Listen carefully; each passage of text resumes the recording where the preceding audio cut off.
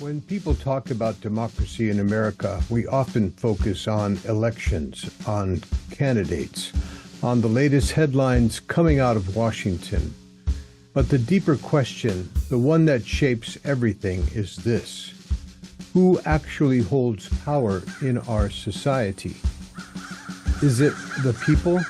Is it our communities? Or is it wealth, concentrated power, and institutions that were never designed to answer to ordinary citizens?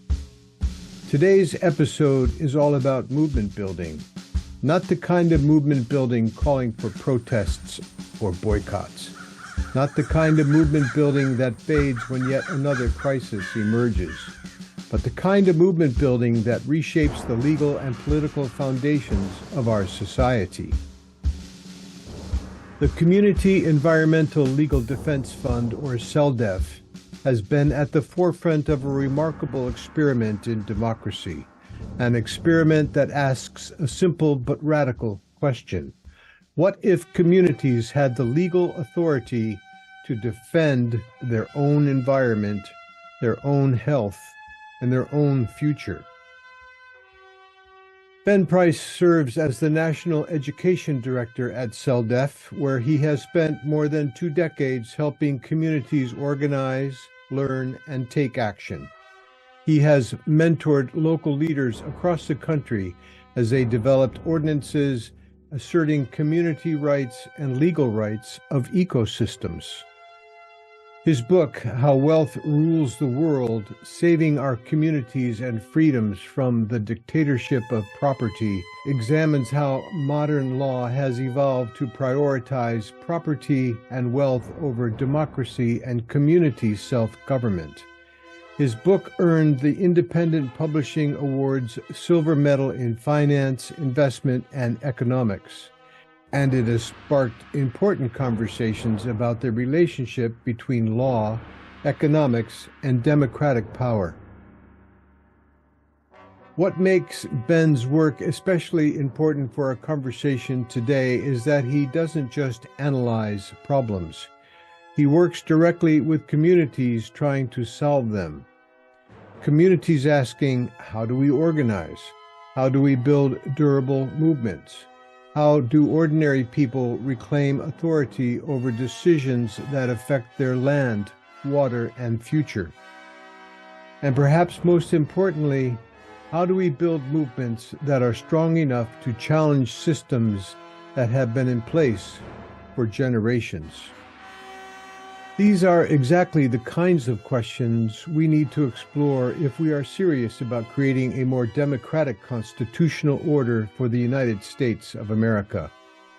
Constitutions don't change simply because people write some ideas down on a piece of paper. They change when movements emerge that are powerful enough to demand something better.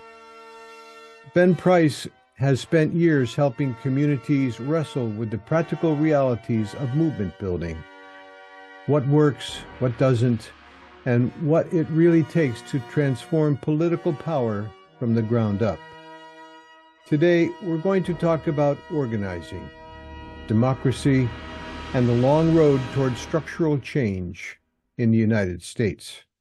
Ben, welcome to the Peaceful Political Revolution in America podcast. Well, thanks a lot, John. Thanks for asking me to be here. Well, it's a big deal for me. I think your organization is just outstanding, and if people don't know about it, I'm going to put some links in the description to your website and your blogs and Substacks and all of the rest. But I thought we should begin with a little description of what CELDF has been doing and just a little history of how it started and what the vision was. Well, sure. The organization's been around since 1995, but went through quite a change around the turn of the century. Actually, about 2002, we began working in a different way. As opposed to being a traditional environmental organization that assisted communities in opposing corporate projects that they knew were going to be harmful to them, were going to negatively impact their quality of life and their local environment. And the traditional way of doing that continues to be to challenge permit applications, to challenge corporations that are not actually adhering to the requirements of the regulations and so forth. One thing that we found out pretty early on was that that was a dead end. That was not a way to help communities to protect themselves against corporate projects. Where they were being treated, the communities were being treated like resource colonies, and the people living in them as really as no better than the United States federal government treats indigenous people on reservations in the United States. So it's generally a municipality to state relationship that's engaged there when it comes to corporate, well, not just overreach, but actually obliteration of community rights, and walking in and having the state government on their side when it comes to whether the projects they're proposing are going to be permitted. And we know how that works. The political system is corrupted, the legislatures are bought and sold, and the people have very little ability to be represented by the people who are designated as their representatives. You would think when you elect a representative to the state legislature or to Congress, for instance, that they would be actually your lobbyists in the legislature. You wouldn't need to hire a lobbyist to lobby the people that are supposed to be representing you directly. But that, in fact, is the case. And without that, and without the donations to their campaigns, the representation does not really follow. So just to say, we began down that road and we changed. And we changed because the system actually does not yield or does not allow for outcomes that put the communities of people in the driver's seat, into the ability to make democratic decisions for their communities. They're disallowed. And so we had to revamp our direction, our strategy, and how we engage with communities of people. And that meant to take on it's a huge task, but to take on the job of challenging laws that are on the books that actually create injustice rather than justice. And so our focus became community rights in a nutshell, the rights of people living in communities to be the ones to democratically decide, to deliberate on, decide, and then enforce protections of their rights as people and their natural environment, because they depend on it for their health. Right. I want to get back to that in just a second, but what have been some of the most impactful cases that CELDF has been involved in? You know, we have really pushed with hundreds of communities, hundreds of them in states all across the country. And so to pick out one or another, well, I can, for instance, and they really began to focus on the rights of nature, which is, along with community rights of nature, we see them as combined. They're not actually separate things. And this is really lessons learned from indigenous people around the globe, which is to say that Western culture, European-based political systems, as we have here in the United States and throughout North America, they treat people and their ecosystems as separate, as not connected somehow. And it goes along with Enlightenment philosophies that said human beings are separate from and superior to nature, to the natural world. But of course, the natural world is everything. I mean, whatever you can point at with empirical reality is part of the natural world. And we have another word for that. It's called reality. And Western philosophy, it's bizarre, but Western philosophy has gone so far down the wrong path that they've become openly schizophrenic, saying that human beings are separate and superior to the rest of reality. We say nature, but it's reality. How can one species that has evolved out of that natural reality be superior to it. I mean, it created us. We're here because of it. So when you think about that, rights of nature, the most impactful case or community that we worked in was probably in 2006. It got the ball rolling when Tamaqua Borough in Pennsylvania enacted the very first law on earth that recognized legally enforceable rights for local ecosystems. And you wouldn't think that that would, that a little tiny community in anthracite coal country in Pennsylvania would really hit the history books by passing a little ordinance, but they did as the very first community on earth to recognize legal rights, enforceable rights for the protection of ecosystems. And those rights aren't in the people. Those rights were seen and defined as intrinsic to the local ecosystem of Tamaqua Borough, Pennsylvania. Without getting into all the details of the case right now, just to say it probably would not have made any difference if that was the end of it.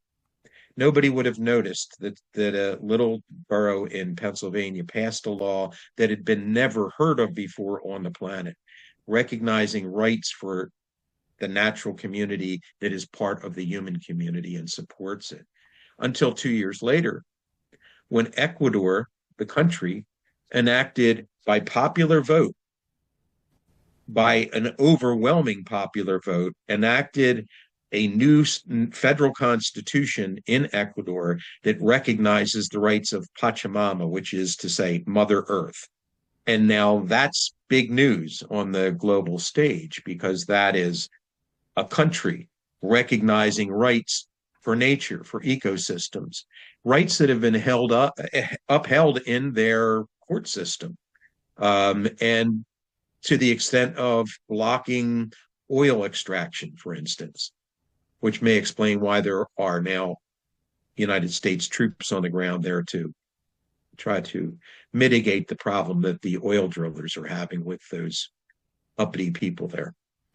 Right. But at any rate, it's a big deal. And we've had others. A second one I would mention is the Lake Erie Bill of Rights, where the people of Toledo amended their city charter by placing on the ballot a question, should Lake Erie, and I'm paraphrasing, but should Lake Erie have the right to exist, flourish, and naturally evolve, and to be restored to its prior state by those culpable parties that do harm to it. And that came out of a algae bloom that destroyed their drinking water for a number of weeks back in 2014. It really kind of precipitated a real popular outcry and a demand for something to be done about it. And the recognition of the rights of Lake Erie to exist, flourish, naturally evolve, and be restored by culpable parties. That sent shockwaves through the legal system to the extent that the state of Ohio and the federal courts overturned it at the behest of a agribusiness corporation that didn't want to be held accountable for the nutrients and the runoff that go into the lake and cause the algae blooms. And so the federal court overturned it. It took a year and a day, exactly 1 year and 1 day. It was the law of at least Toledo, Ohio. And after that, the state legislature, in the dead of night, like when they like to do a lot of their most evil work, they amended or they attached a rider to the budget bill that said no municipalities were allowed to recognize rights for nature into the future in Ohio. Well, if you can imagine. Yeah, this reminds me of the struggle that our Children's Trust has been engaged in with local communities to ensure the right to a safe and secure future. And they're having a lot of difficulty getting progress through the judicial system, which is, to me, not surprising. I spoke with Dr. Peter Carter in a recent podcast interview, and he suggested that their efforts are really not going very far, which is a tragedy in my mind. It's a tragedy, and it's an indicator of where our judiciary and in fact, where state and federal government are in the United States, which is to say, we know words like precedent and stare decisis, the Latin term, which means let prior rulings of the court stand. Hmm. So precedent means that if a decision's been made by courts in the past, generally it's going to be upheld into the future, which is a very conservative way to hold on to archaic decisions and frankly decisions that were made by racists who held slaves in possession as their property at the time of those decisions being made in many cases.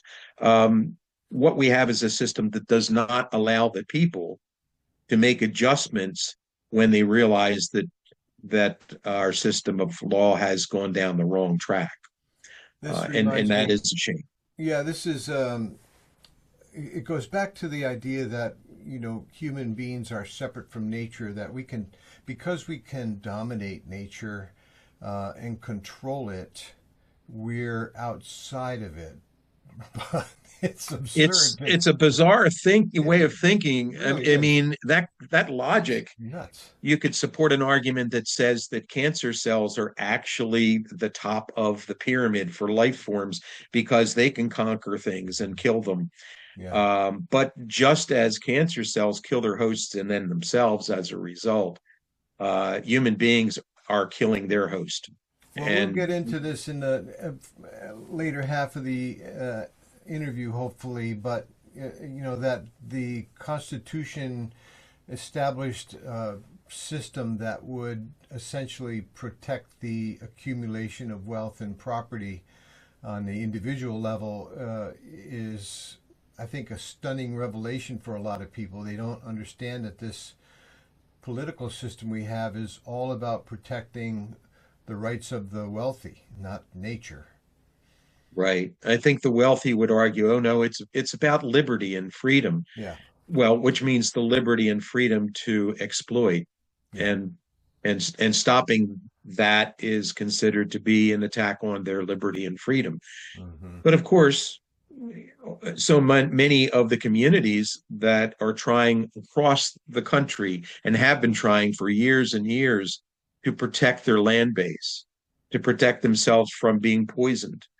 Folks out in Lane County, Oregon, have been trying to stop aerial spraying of pesticides by the lumber industry, so they can have a nice crop of timber as once they come in and clear cut. But they spray it, and they spray it on people, on their families, on their homes, their pets, their animals, their food crops. And the law says you can't stop it. You're preempted, as they say. The state government says no. Municipalities cannot stop corporations from engaging in activities that the state has issued permits to allow and to legalize. Yeah. Well, this brings up another question. How does CELDF approach the tension between community rights and traditional corporate interests? I don't think there's a balance. It's an imbalance to begin with. Hmm. And so trying to find a nice compromise, we don't generally compromise with hitmen and arsonists. I don't think that we should compromise with environmental terrorists. And that's actually when they throw that title around, it's being applied to the wrong folks.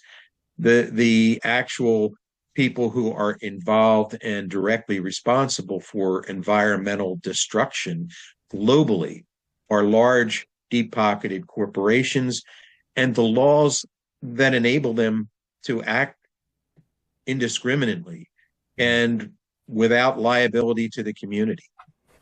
You have another organization, as I understand it, resilience.org. You want to give us a little insight into that?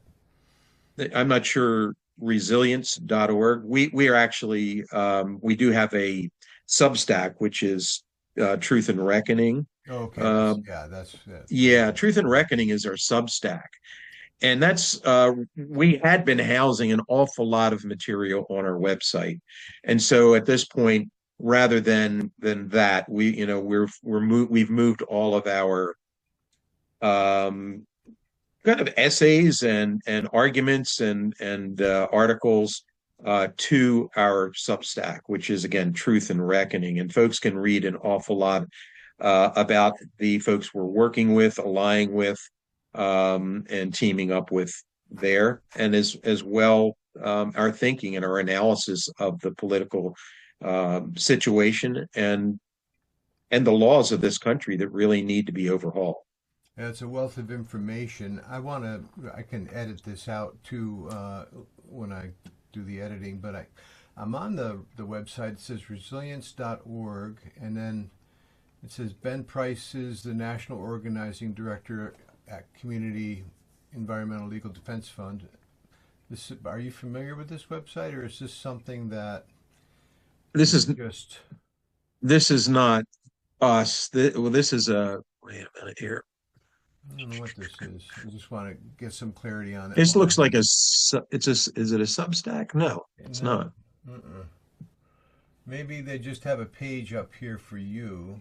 They may. Maybe that's what that is. Okay. So I'll edit all that out, so not to worry about that, but okay. Yeah. Yeah, we don't have a separate organization Okay. for that. We do have a we have three program areas, and I can talk about these. Let's Uh, let's let's do that, Ben. Let's talk about the different areas that you have uh, underneath that umbrella of CELDF. What okay. you say there are three basic areas? Yeah, so three project areas, and so the first of them is our consulting uh, program area. So people that want to know if we can help them, they call in. Um, we kind of do a little bit of screening, find out what their situation is in the community, and determine if the folks that have called us are in a position to, in many ways, to take on a real challenge. Because what we don't do, what CELDF has not been doing at all for the past 20, 24 years anyway, is working within the system that constrains communities and individuals from actually achieving the goals they're attempting to achieve. And so when we consult with, and it may be just a few people in a community or a community group or a municipality, we generally assess their readiness to take on the actual problem rather than dealing with the symptoms. And so when someone calls us and says, we want to stop fracking from happening in our community, um, and what we'll get into is a discussion about, okay, you want to stop fracking, but you understand that to stop that, you actually have to change the way that the law looks at that activity. Right now, the law looks at it in the states where fracking, well, you know, where the gas is in the formations under the ground, and the corporations want to extract it. Um, they they have already front loaded the legislature with laws that allow the extraction and that at the same time preempt communities from stopping corporations from engaging in it. What rules are in place are what we know as the regulatory system.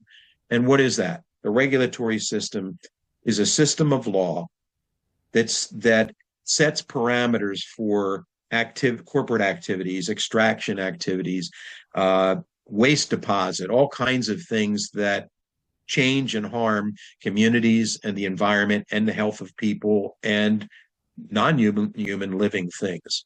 And those regulations, frankly, what we came to understand they don't protect the environment. That was the lie that was given early on when the EPA was established.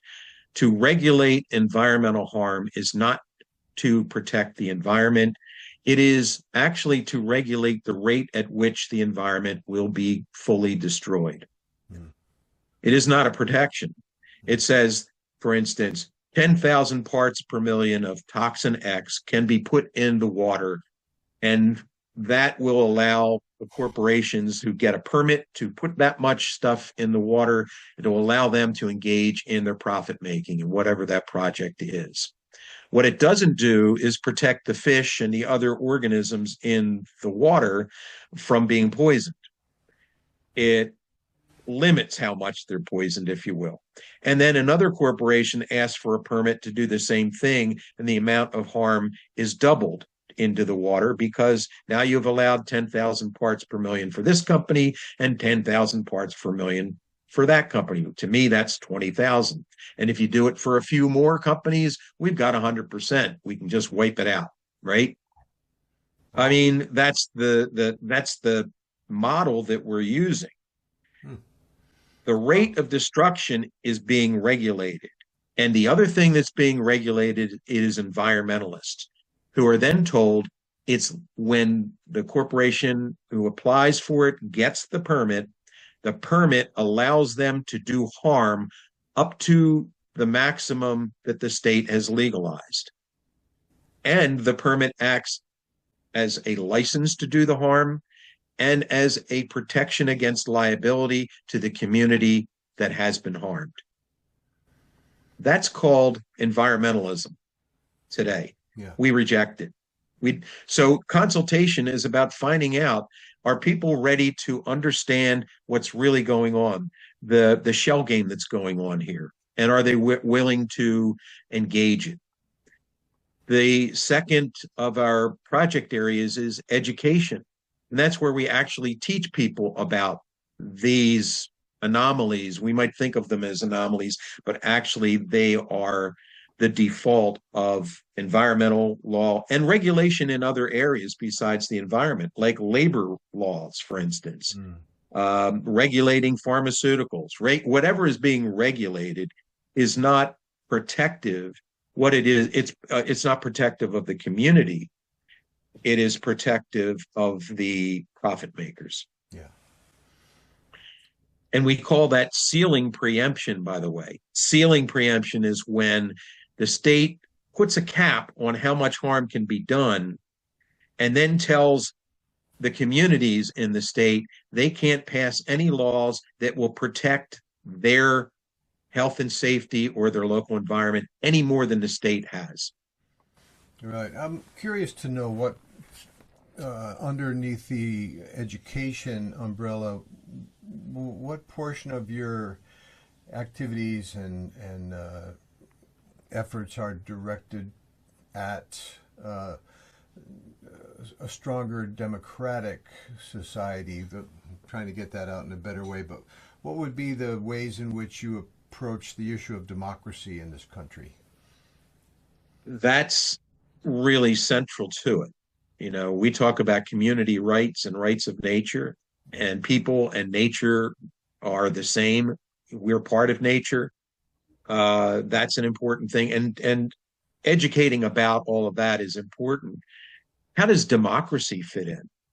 Well, we assert that every community has a democratic right to determine for themselves in what ways their community or their local environment will be changed or harmed, and to say no when they understand that it is going to do harm that shouldn't be allowed. They have a duty to, those local governments actually have a duty to protect as much as any other level of government. Mm-hmm. And so democracy is waylaid when local laws are preempted by state laws or federal laws that stop them from protecting themselves to the degree that in their democratic discretion as communities, they think they must protect themselves, their children, their drinking water, their food, and the environment that they depend on for life, the quality of the air they breathe into their lungs.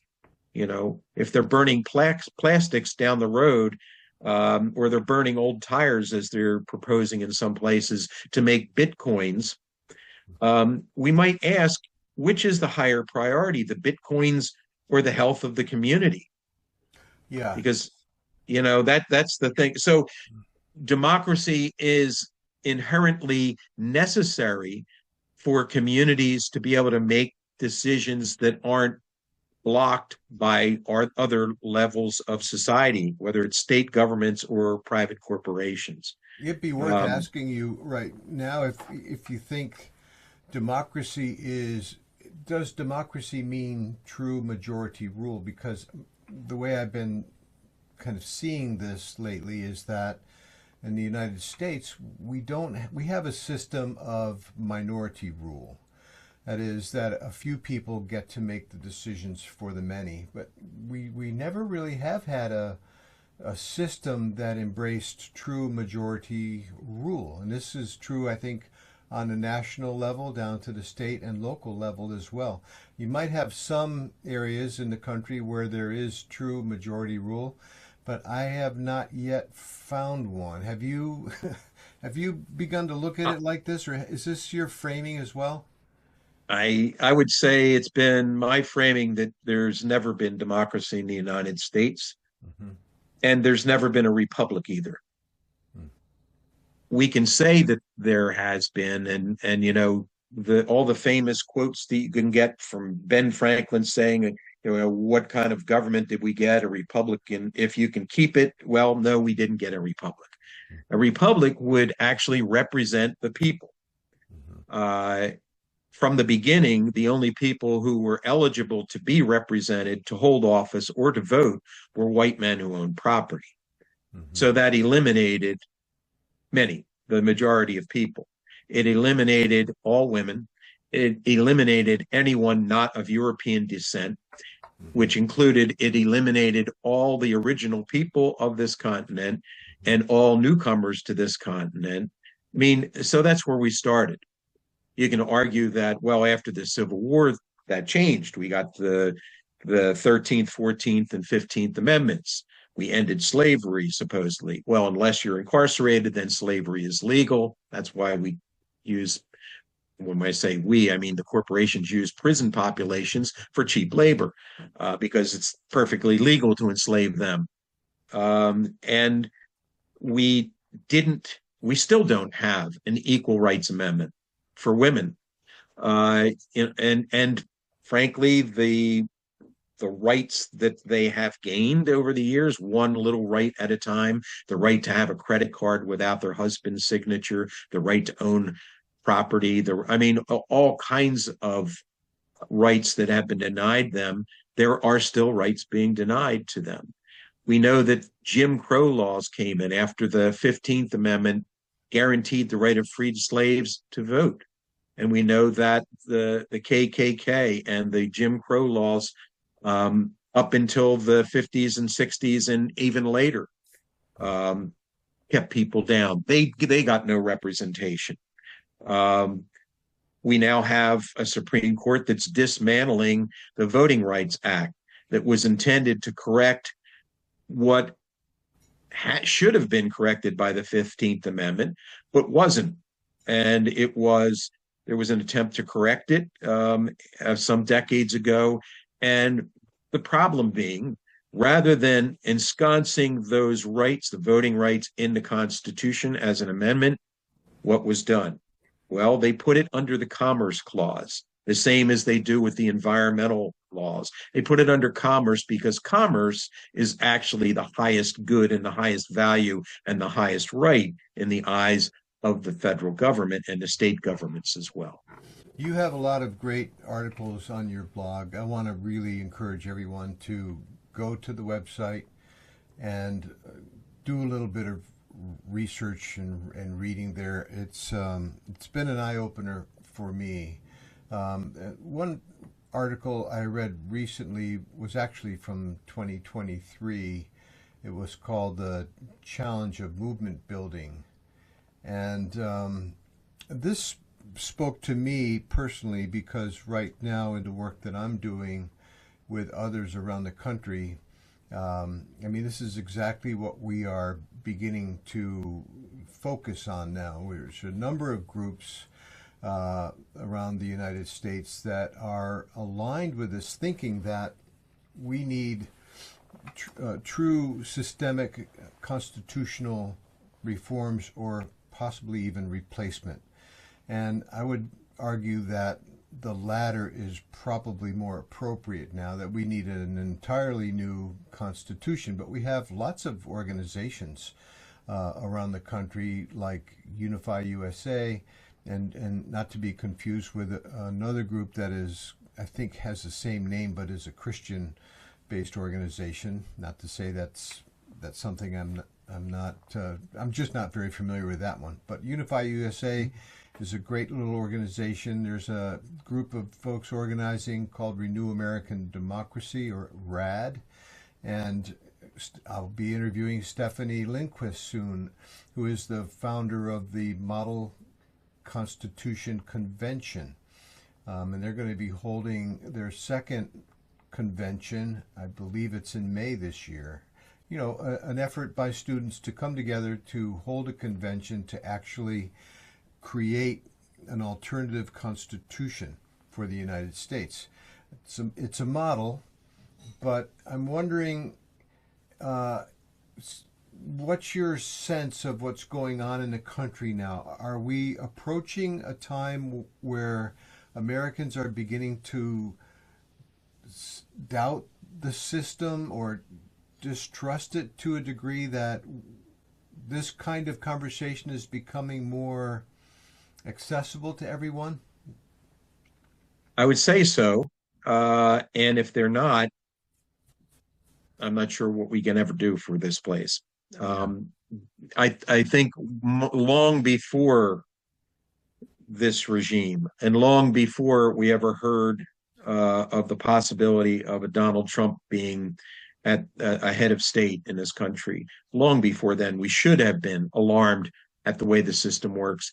But it's been an effective, I will say the American Constitution was a counter-revolutionary reaction to what people were calling for, who were inspired to revolt against the British Empire by the writings of people like Tom Paine, who wrote Common Sense. But to answer your question, and also to finish the last one, the third of our program areas is actually, it's about resistance and resilience. That's the third program area, and it has very much to do with the situation now. The situation, in fact, as it has existed for 250 years, but we're in an inflection point. Big things are happening now, and they will change in ways we do not want unless we do something. Well, they already have changed in ways we don't want. And changes have been needed, and changes continue to be needed, but not the kind we're getting now. Right now, what we're seeing is the entrenchment of wealth as the determiner of all decisions for 330 million Americans and everyone else who's here. Resistance and resilience are really a central program for CELDF, and it's kind of a new area in a sense. It's where we're working to team up with people and organizations that are sincere and serious about getting out of the system we're in and not tweaking it around the edges. This is not a progressive program. This is not a liberal program. It's not going to be polite about the injustices of others that are inflicted on others. And frankly, we don't have the authority to negotiate away even a smidgen of the rights that belong to others. So it can't be what reformers have always demanded, to reform and to tweak around the edges and to make it a little bit more comfortable for people who they're sort of comfortable, but they could be better. I mean, that's progressivism. It's not about taking care of the people who have been marginalized to the point of being not counted as part of the culture, not part of the society. The homeless, immigrants, obviously, any races of people, which is just a silly term in itself. We're all in the human race, but anyone not identified as having a European heritage, we've been living in an apartheid system since the beginning, and we've not been identifying it correctly as such. We can talk about, oh, it takes a long time, and even Martin Luther King saying that the arc of history bends towards justice. I'm sorry, but the arc of history does not bend towards justice. The people bend it towards justice, and thank goodness for Martin Luther King for what he actually brought to it. I'm not going to be accused of blasphemy for disagreeing with that phrasing. It's just that's what it is. It's phrasing. His memory is worth celebrating, but we need to stop celebrating other people's actions and start engaging ourselves, because every time there's a civil rights movement or a populist movement for justice for people in agriculture, for farmers, you name it, those movements come and go. The people who are fired up and ready to fight for rights for people, for labor, for police brutality to put an end to it, all of that, they can come to an end because we're all, let's face it, we're all mortal. We all get older. We get tired. We stop all of that activity after a point. And we have yet to see a way to form organizations that can maintain the fire and can maintain a movement for justice from generation to generation. And yet, the billionaire class, the Epstein class, they can manage to keep the idea of creating constant advantages for a minority of people who are already advantaged, to keep that momentum going generation after generation.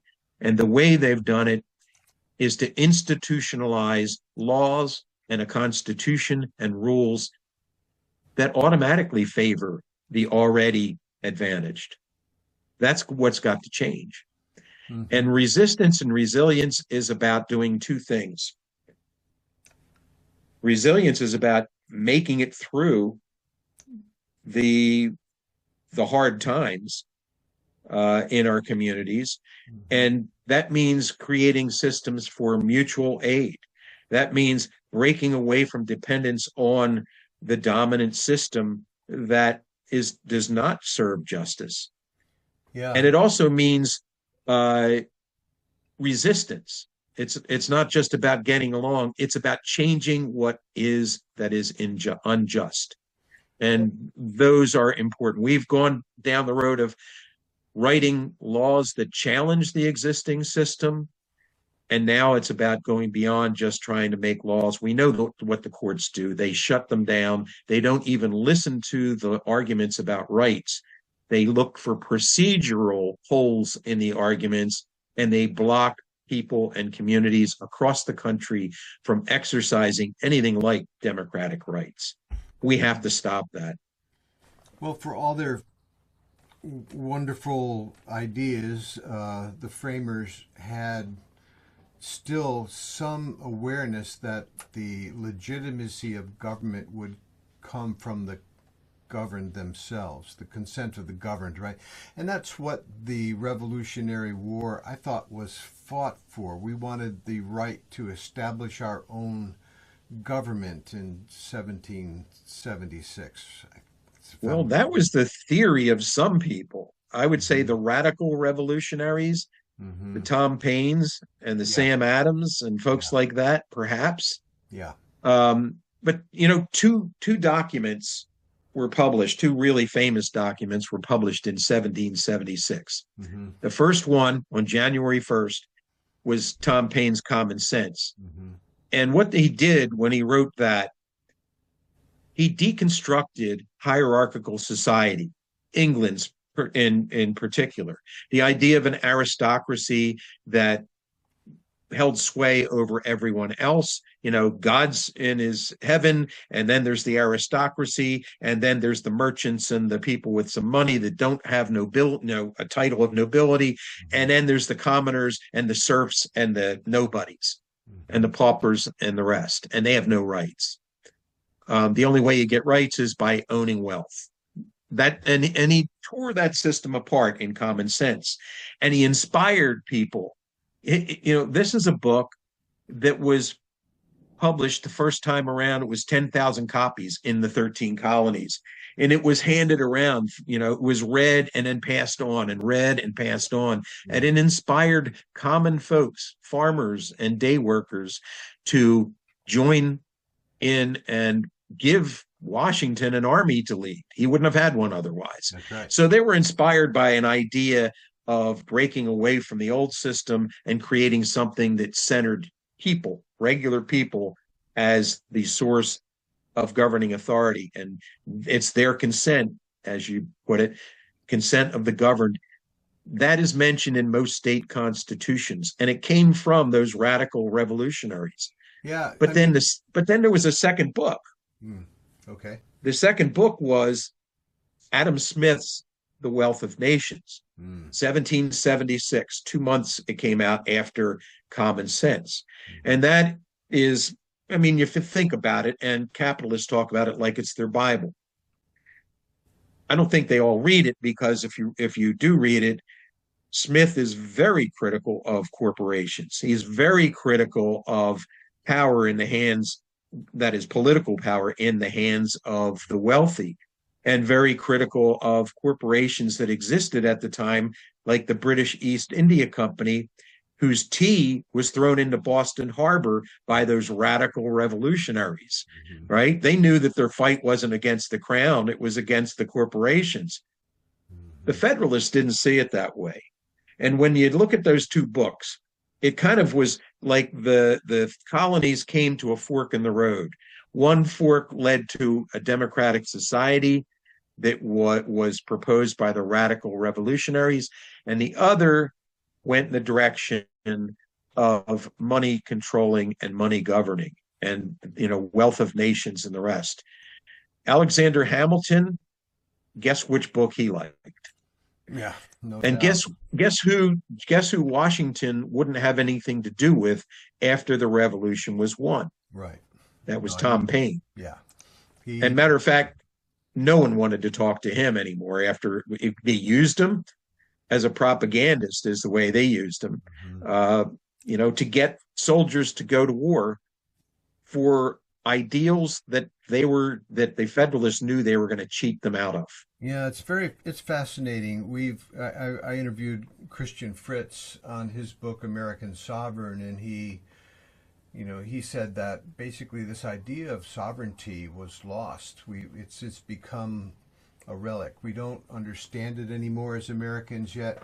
It was, George Washington pointed it out in his farewell address, that the basis of our form of political system was the right of the people to make and to alter their constitutions of government. And then again, Hamilton points it out in Federalist 1, and he says, I'm going to read this. He says, it has frequently remarked that it seems to have been reserved to the people of this country by their conduct and example to decide the important question whether societies of men are really capable or not of establishing good government from reflection and choice, or whether they are forever destined to depend for their political constitutions on accident and force. And I would say, in our case, hereditary. This is a political system that we inherited.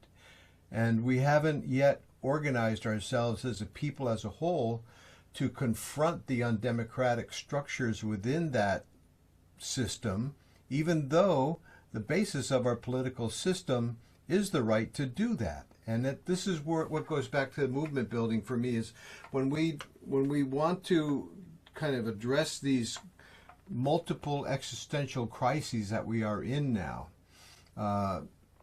Why are we not organizing as a people as a whole to hold a new convention to deliberate over how we want to govern ourselves? What's your thought there? Well, John, I'm going to say that we're going to have to tweak our definition here Okay. of the people. Because when the Federalists talked about the people, they were not talking about all of the people. I think that's already clear. They were talking about white men who owned property, and that meant land. And so land speculators and speculators in war bonds, too, by the way, came out of the revolution better off than regular working folks, farmers, and so forth. Um, we can have all kinds of wonderful language. If we look at the Declaration of Independence, it may have been inspired by Tom Paine, but it got filtered through the Federalist mind of, okay, so Thomas Jefferson worked along with John Adams and with Ben Franklin and with some others behind the scenes. They took out a call to end slavery, which was in the original draft. That'll never fly. The southern states won't go for it, so we won't have them. So it was okay to trade away the rights of all African Americans, all of the people being treated not as human beings, but as property. It was okay for them to negotiate away their rights. I'm saying that sarcastically. It was not okay. They had no right to do it. And so the language of, we hold these truths to be self-evident, that all men are created equal. Well, if what you mean by men is only white men of European heritage who own land, then it's not so inspiring. And that is what they meant. Right. We know that. It took a civil war to change some of the language. But we have a contracts clause that was used to turn corporate property into a legal person with constitutional rights. Corporations are not mentioned anywhere in the Constitution, but the courts, without precedent, with no reason at all, without that, that reasonableness that you quoted Hamilton saying, well, with our ability to reason and think, we should be able to create a way of governing for ourselves without it being dictated to us. Sounds reasonable, except for you have to let everybody have a voice in that, and that is not how it was done. Right. Hamilton's theory of creating a nation and financing it, for instance, was to say, we'll make debt the driver. Debt will be the driver of national power. And what that means is the debt will be on the majority, and the minority will decide how to spend the money that they collect in taxes. And the debt will always be on the minority of people who don't have a lot. They have to work, and it's their labor that will keep the wheels turning. Yeah. And this was his theory. This was his model.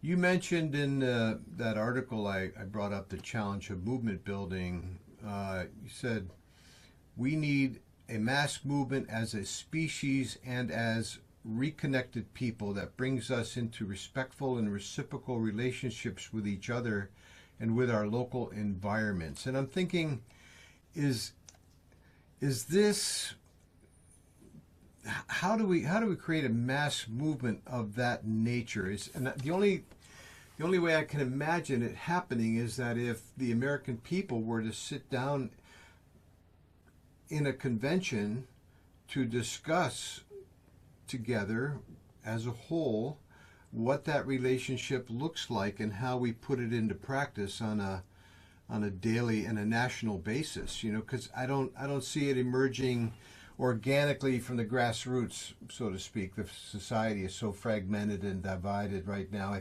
I just think we're at that point where we need that national deliberation in order to ignite that kind of mass movement and transform our society into something that is, not based on competition, but is based on cooperation, for example, something very different than what we have now. Very much so. And it's why we talk about mutual aid as part of the resilience that's needed in communities. And I think you're right that it's not something that's going to spring up on its own right now. There has to be education. There has to be all kinds of things to happen. And that means bringing people together to have deliberative conversations regularly. It means turning our educational system into something that isn't just to feed laborers to corporations. And that's what's funded for, for education. That's what is considered the topmost important thing. What we really need is a paradigm shift. Yeah. We need a whole different worldview in this country. And no, that isn't going to happen overnight. But it has to begin. We have to begin to see that come forward. And that means putting an end to the constant barrage of propaganda, of marketing of ideas that service the well-off, and do nothing for the rest. Do not even respect the population of human beings or the population of other than human beings that are here on the planet sharing it with us. Yeah. Not everything can continue to be a resource for the creation of wealth. Labor and nature, that they're the resources that are used to make wealth. Yeah. It's been said for a long time, people over profits. And it's a very, very difficult paradigm to break out of. Everybody's dependent on a paycheck. We all got to pay rent and buy our food and keep ourselves healthy one way or the other. And the society is not organized for the general welfare of everyone in the country. It's organized primarily for the benefit of the wealthy and the corporations that are kind of projecting American power globally. And I was up in a forest on a camping trip a couple of years ago up in the North Fork of the American River, and I was looking around at the forest and thinking how it is an example of what a democracy would look like, where all the trees had exactly what they needed. They all were sharing the resources equally, and it was a healthy, beautiful, harmonious forest, but it had to do with equality. And I know Paine said that democracies are based on equality and justice, and we're lacking sorely in both of those departments, aren't we?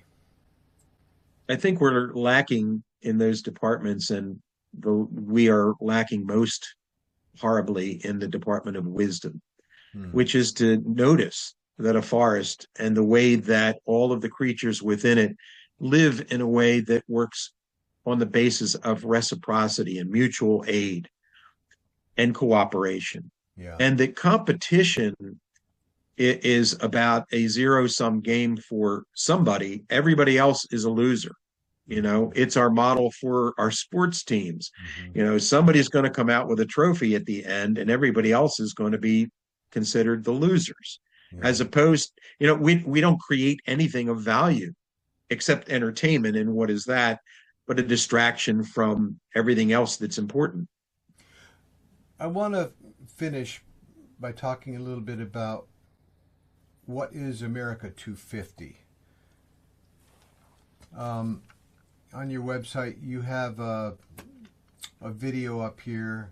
It says, through the 4th of July, CELDF will be challenging dishonest narratives about America's past and how those lies distort our lives in the present. This video is part of the CELDF's America 250, a revolutionary perspective series, and it's a great.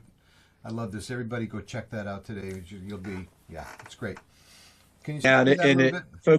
Folks can go to our Substack, which is Truth and Reckoning, and find a lot of the material there.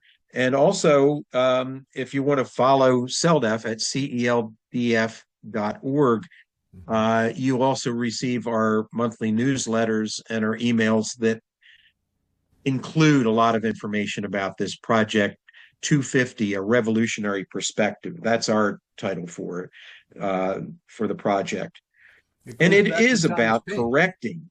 I'm sorry, John? It goes back to Thomas Paine and his ideas, and Yeah, go ahead. Yeah, it goes back to that.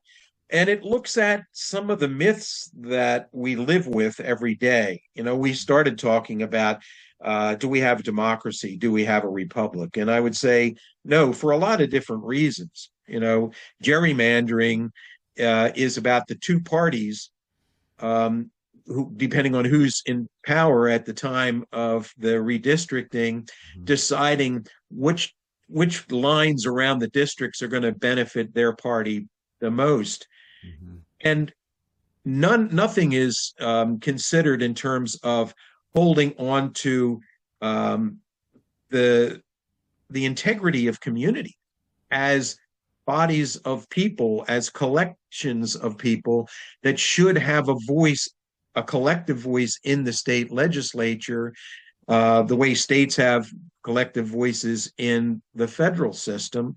So what happens is no communities in the United States actually get represented in their state legislatures because the representative districts have no bearing, have no connection to actual communities. And so people can't get together and say, we need to organize and put pressure on our representatives to, to do something about toxic landfills or fracking or water withdrawals or whatever it might be. Mhm. Our system isn't living up to the promise that is associated with celebrations like America 250. It's said that 1776, officially, it's being said that that's the founding of the United States of America. When in fact, 1776 was the initiation of a rebellion against the largest empire that had been seen on Earth. Today, the United States is the largest empire that's been seen on Earth. Mhm. And it is not serving the people. It is not doing what the revolutionaries, the real radical revolutionaries, called for a complete change, a leveling out of society. Today, you would hear uh, people howl on the left and the right. Oh, that's socialism, that's Marxism, that's communism. I'm sorry, but working together in a cooperative way doesn't have anything to do with Karl Marx. It's been something people and creatures have done forever. You don't need an economic theory like Marx's theory of socialism to cooperate as people and not be in each other's way and not poison each other to make a living, which is what corporations are doing. Um, there's a real negative attitude towards cooperation. There's a real negative in this system as it's governed. There's a real negative attitude towards anything but individual interests, which yeah, we all want to have individual rights. That's true. But we need to have collective rights because there can't be a democracy without there being collective rights to democratic processes. And yet, here we are, one last piece. Two things that aren't mentioned in the federal constitution that have the most power politically in the United States today and have had that for a long time. And that's corporations, not mentioned anywhere, Mhm. and political parties, not mentioned anywhere. They run our elections. Mhm. They hold all of our public offices, those two parties. And guess they're not part of the government. They're not part of the Constitution. They're actually private corporations that don't have any responsibility to the larger community about how they run themselves. They can do what the heck they want, as any other private corporation can do. Well, if you look at Trump's little Oval White House, if you look at Trump's meetings with these oligarchs and technocrats, and you'd have to imagine that actually the government is now a fusion of corporate power and wealth and political power in one man. It's stunning how close we are, if we are not already, in a fascist government now. And interestingly, a guy who should know what fascism is, Benito Mussolini, defined fascism as the marriage of corporations and government. Hmm. And I think he got it right. And that actually precedes Trump. Trump has done something the rest of the Democratic and Republican regimes haven't had the guts to do, and that's just be out in the open about it. Yeah. Well, I hope that the American people will come together and begin to talk more about the state of our political system in particular. I think the Constitution is long expired and irrelevant. It's, as Jefferson said, I think he would have said it was null and void 20 years after it was created. So we're way overdue for a course correction when it comes to our Constitution. And I hope that Americans will take a deeper look into what that might look like. If we want to transform society and step into a new paradigm, it seems to me that we're going to need a political system that will enable us to do that. It is possible. That's the fun thing.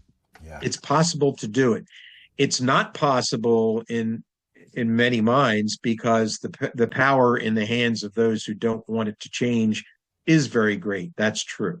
Mm-hmm. Our power is very great as well if we cooperate, if we pool our energies and really create a people's movement that says, we're done, we're fed up, you're irrelevant, and I mean the system of governing that we're suffering under, and we're not going to support this oligarchy run system of property and wealth over rights, humans, and nature. We must be architects of the improbable. In our next episode, we're going to explore one of the most important questions facing our country today. What would it look like for Americans to rethink their Constitution? For a long time, the idea of a constitutional convention felt remote, something discussed mostly by historians or legal scholars, but rarely by everyday citizens. Yet recently, that conversation has begun to surface. Across the country, people are asking deeper questions about the political system we inherited. Is it still capable of meeting the challenges of the 21st century? Are amendments enough to fix what isn't working? Or is it time for a broader national conversation about the structure of American democracy itself? Dr. Stephanie Lindquist is one of the country's leading scholars of constitutional law and judicial behavior. She currently serves as the Nickerson Dean and Professor of Law at Washington University School of Law, and over the course of her career, she has held major leadership and faculty positions at Arizona State University, the University of Georgia, the University of Texas, and Vanderbilt University. In May of 2026, in St. Louis, she will bring together participants from more than 70 universities for the second Model Constitutional Convention, an ambitious effort designed to simulate the process described in Article 5 of the U.S. Constitution. Students and faculty from across the country will step into the roles of constitutional delegates. Together, they'll debate proposals, negotiate across political divides, and attempt to design amendments and perhaps even a new constitution for the United States of America. This conversation is really getting interesting. I hope you'll join us for the next episode of the Peaceful Political Revolution in America. Until then, stay safe out there.